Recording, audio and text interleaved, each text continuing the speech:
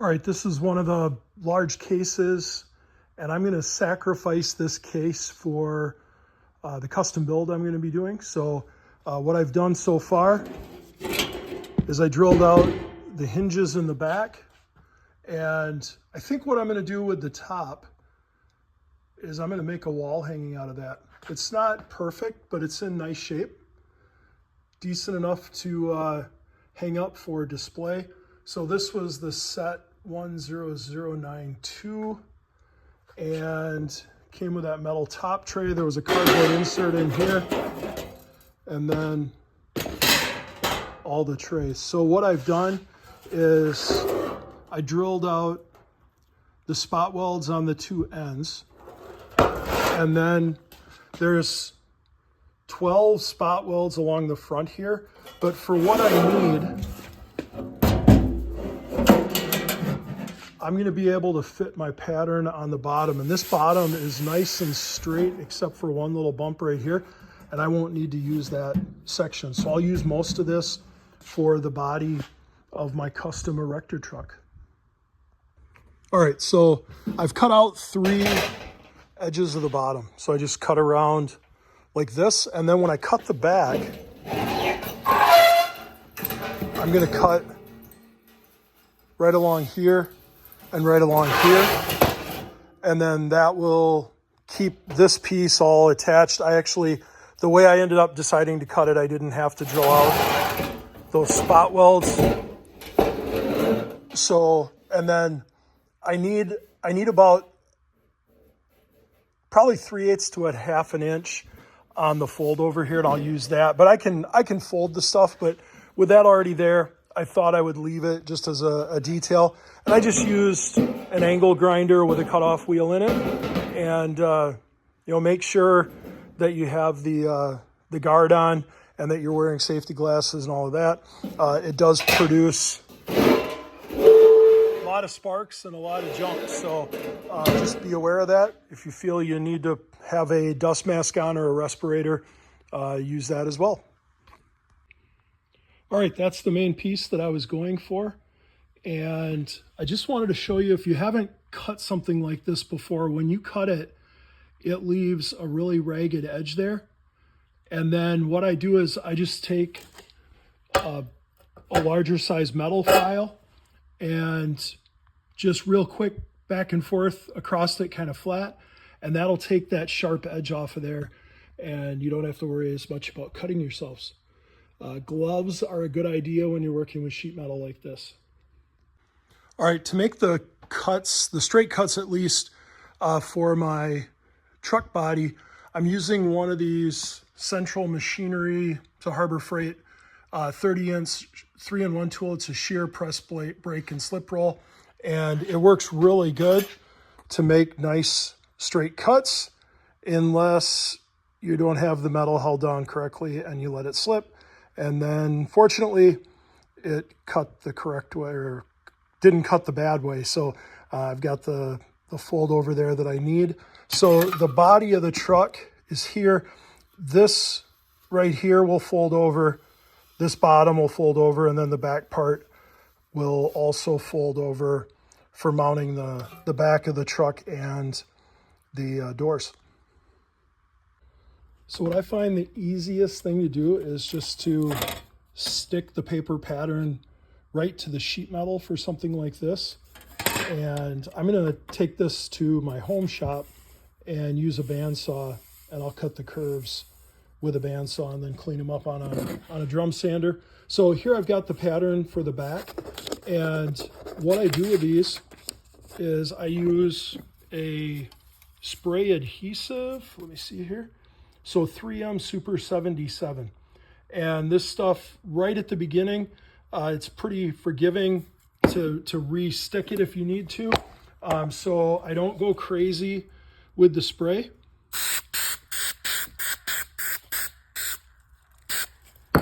That's plenty. And then I go ahead, stick it on the metal, and it's ready to cut.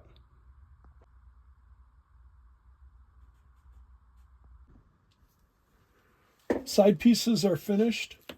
So I did take these out to the shop, and I used a bandsaw to cut the curves.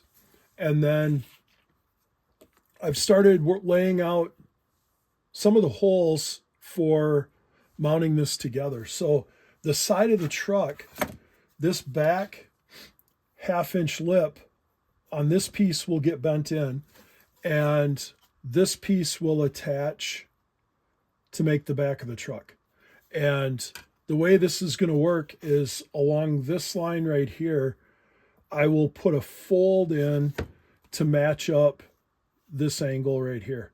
So that will mean that on this piece, I'll end up cutting out a piece, a triangle shape right here, so that when this is bent, this is folded over first, and then it's bent along this line. That will give a gap there so that there's not an overlap of metal. If I were to cut straight across here and then bend these over and then put the fold in, that would create an overlap, and I don't want that. So the other thing to keep in mind, or that I have to think about here, this line on my plan, on the actual picture of the truck, that is a 1/2 round. And I would assume that on the actual truck, if this body is metal on the outside, that's a bead roll. It is possible that this is a wooden body. So that could be a 1/4 round of wood, but I haven't decided yet if I'm going to spray paint this body when it's done or if I'm going to powder coat it. If I powder coat it, I'll figure out a way to make this out of a piece of metal that's 1/2 round and attach that onto the side of the truck. If I'm going to just spray it, I'll probably do this out of a piece of plastic or a piece of wood. So as the layout happens for the holes here, as this piece gets bent in, if we look at one of the Erector girders, this distance here is a 1/2 inch, and then this one has slots in it, and those are centered at a 1/4 of an inch. So with this, what I did is I measured out a 1/4 of an inch from this line, and that's where the bend will happen. And one thing that you got to take into account as you're doing this, you need to leave enough spacing for your fastener. So this is a vintage Erector nut. This is a new nut. And this one is, of course, much larger than this one. So as I thought about that spacing, I wanted to make sure that I could use one of these new nuts. So I'll use all new fasteners on this truck, and I want to be able to use that. So by going over a 1/4 of an inch, there's enough spacing here. If I put this on this old girder, the spacing is fine. You could use this nut. So that was one thing to keep in mind. And then as you get ready to put the holes in here, there's a couple different ways you can do that. You can mark your holes, center punch them, and then use a drill bit. The other option is to punch these holes, and that's what I've done here. And I'll show you the hole punch that I use. So I bought this one. I believe this came from Amazon, but I will put a link to this item in the item description if you're interested in this. But this comes with punches from 3/32 of an inch up to 9/32. And right now, the one I have in here is a 5/32 punch. So as I started using this, I just checked the punch that was closest in diameter to the hole in an Erector set, and it's 5/32 of an inch. It's a little bit smaller, but it does work for the fasteners. And once you get the hole punched in, if you get holes that don't quite line up and you need to clean them out a little bit with a drill bit, it's very easy to do that with the holes already pre-punched. So the way these punches are set up, you've got a bottom die, and then you've got the punch that pushes down into that die, and that punches the hole. And these punches have a little center point right here. And that little center point it's sharp, it's raised up. So it does make it fairly easy to find the center point. So the way I do this is I take a center punch and I find the center of my mark and I give it a good tap to get a good center mark made. And then I open up the center punch, and as you put the piece in, it's a little fiddly as you first start using it. But if you lift up on the piece, the point on that punch, the top part of the punch will find that center punch that you just made. And then it's just a matter of squeezing this and it punches out your little piece of metal. You get a really nice hole.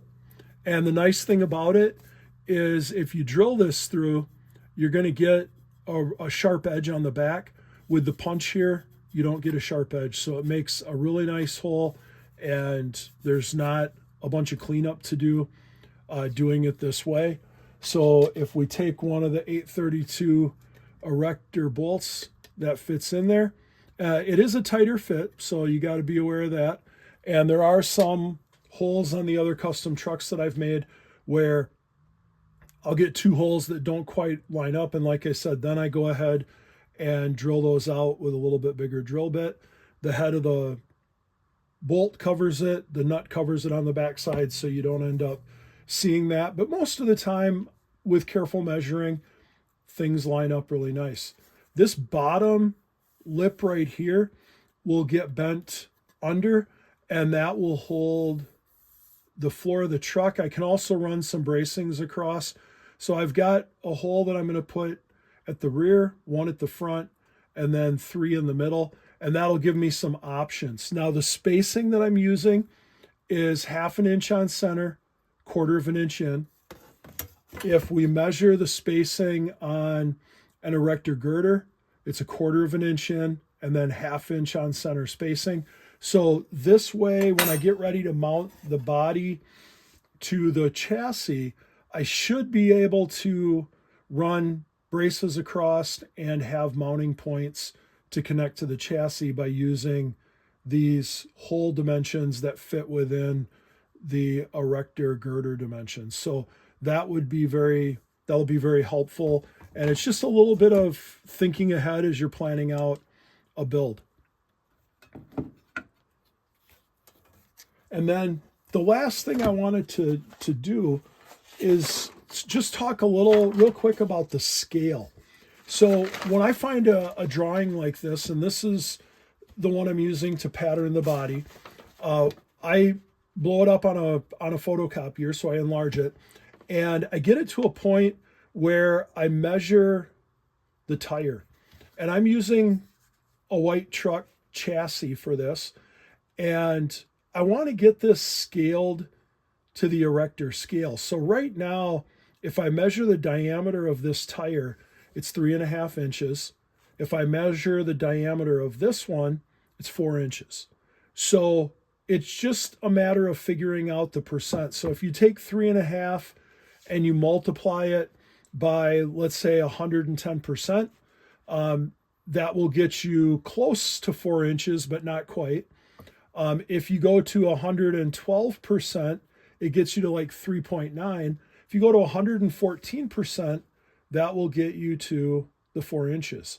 So I would take this picture here, I would blow it up to 114%. And of course, by that size, it would go off of the paper. But I only need from here back to get the shape of the body. I don't need down here. So that gets me a body that I can measure. And in this case, I went ahead and measured out and did plans in SketchUp. But you don't have to do that. You can just take your drawing here. You can make multiple copies. And then the only thing you have to decide is if you're going to use the front part or the rear part. So if you think about the picture, this is not taken directly straight on. It's got a little bit of distortion because of the angle of the photograph. It's pretty close to straight on, but not exactly. So you got to take that into consideration as well. And that was one of the reasons why I drew up the plan. And then, but you can go ahead, cut this out, make multiple copies, glue 2 of the sides on. And then the only last thing you have to remember, if you think about the way I have these set up, when I bend one of these, I have to bend this down. When I bend the other one, I have to bend it up so that I make a right side and a left side. If I bend them both the same directions, I'm going to end up with 2 right sides or 2 left sides. And of course, that's not what you want. So you have to think about that. So what I'll do when I get ready to bend, I'll actually write on here, up on one, down on the other. And then that tells me which direction I have to bend it. The one where I'm going to bend it from the back side, you know, the way the bender works, I guess the way the bender works, you're bending up. So on one of these, I'll have to transfer these lines over to the back side. And I'll just do that with a scribe. And that's pretty easy to do. Just get a couple straight lines for the bends. So I'll come back once the other holes are punched. One thing I should say is the reason I'm punching the holes now and I'm not bending first is the way the tool is made. It's beefy enough up here in front that if I bend this over, I can't get the tool down far enough to put my holes in. So you got to punch the holes at this step before you make the bends.